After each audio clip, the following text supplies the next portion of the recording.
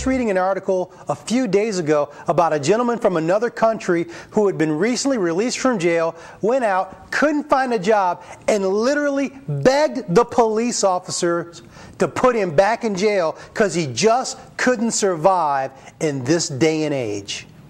And yet in the midst of all this hopelessness, there really is hope.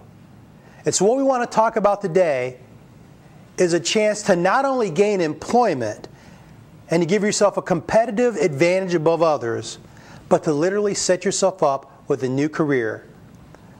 I welcome today a good friend of mine, Z Glass, the job hunting expert and author of the book, The 25 Reasons Why They Won't Hire You, as well as the 25 Reasons Why I Won't Hire You.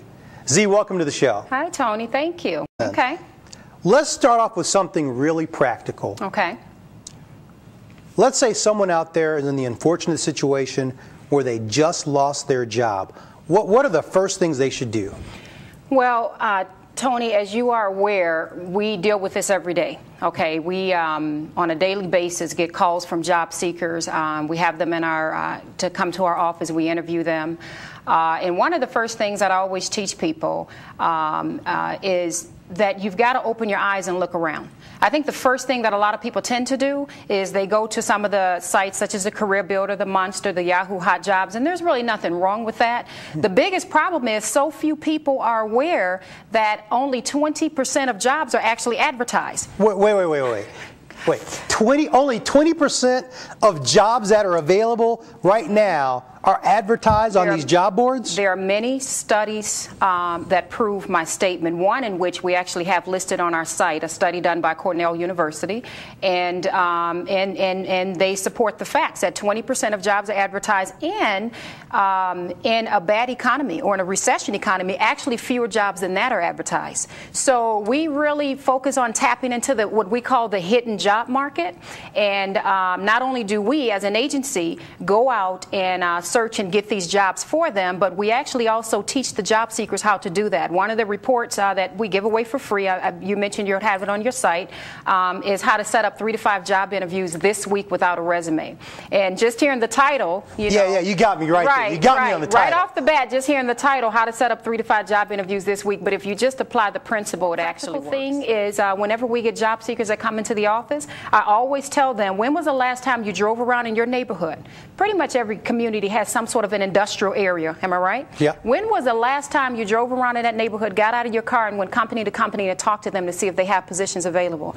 The biggest problem, and this is what burns me up more than anything, is people sit back and they wait for a job to post, and then what happens? You've got about 300 or 400 people at one time, am I right, applying for that position. And that actually, as a recruiter, what I would say, a recruiter that's been doing this for 20 years, that actually bothers me more than anything. It just burns me up, because we've gotten so trained to apply for only jobs that post. What about the 80% out there that we're not tapping into? And that really bothers me. So that's one of the things that we teach. Well, and that's the thing is, and even why we did the show, is so many people just have never been taught these things. Right. What's the #1 mistake a person makes on the phone interview? Well, personally, Tony, I've never been a fan of phone interviews because, to be quite honest, most people mess up with phone interviews. The biggest problem is it's hard for a job seeker to project their personality through the phone. Right. And so they're so busy talking on the phone and trying to say the right things and that they're coming across as very mechanical. And I always teach job seekers that when you have a phone interview, it's very important that you're standing up, because that's just a proven fact. Your voice projects better. Right. Have a copy of your resume in front of you. A lot of people, it blows my mind, they think they don't need their resume in front of them because, after all, they know their background.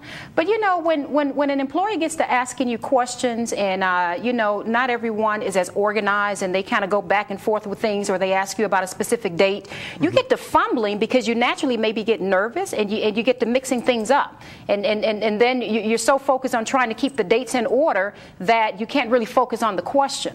So I always tell them to have your, go in a room privately, of course, have your resume in front of you, make sure you're standing, and most importantly, you've got to let them feel who you are over the phone. Personality, I know we're going to talk about that a little bit later, but personality is huge.